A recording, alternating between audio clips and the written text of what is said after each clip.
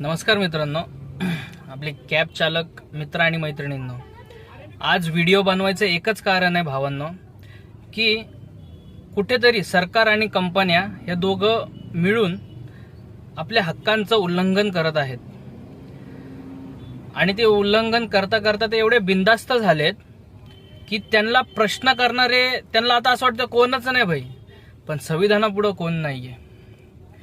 आता असे भाडे जर 126 रुपयाचे भाडे ह्या गाड्यांना, आता सरकार GR पास सुद्धा झालंय, 126 रुपयाचं भाडं वाचतं ह्या गाड्यांना.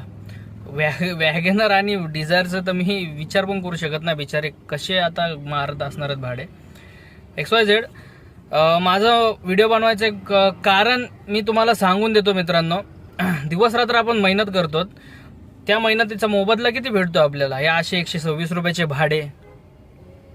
लाज वाटते का कंपन्यांना म्हणावा? सरकार पण चुप्प बसले, बांगड्या भरा बांगड्या हातात तुम्ही. सरकारी वर्कर जे बोलतात, आम्ही तुमच्याकडे आलो सगळे प्रॉब्लेम्स घेऊन, तरीही तुम्ही आमचे प्रॉब्लेम्स काहीही सॉल्व्ह करून घेतले नाही. कंपन्यांनी लिहून दिलं तरी त्या कंपन्यांचा वर तुम्ही कारवाई करू शकत नाहीत.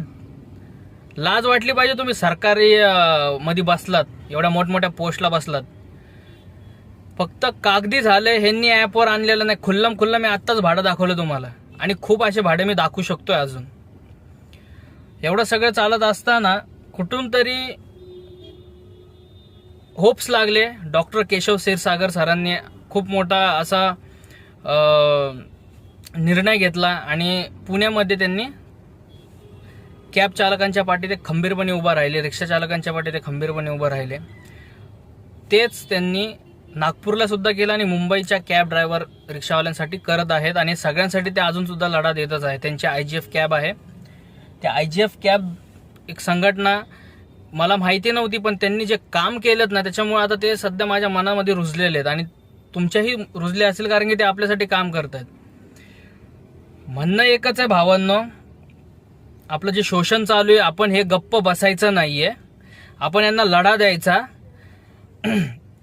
उद्या 30 सप्टेंबर आहे. आझाद मैदानला डॉक्टर साहेब येत आहेत, मी सुद्धा येतात. अजून सगळे ड्रायव्हर एकजुटीने येऊयात, ह्यांना आपण आपली ताकद दाखवून देऊयात. जर तुम्ही याला कंपन्यांनी लिहून दिलं आणि ते अद्यापही ह्याच्यामध्ये मीटरचे जे पण काय रेट्स आहेत ते त्यांच्या ॲपमध्ये ते अजून देत नाहीयेत, असं खडसावून तुम्ही विचारा जरा त्या ॲपवाल्यांना. हे सरकार जे आता गप्प बसलंय, का गप्प बसलंय?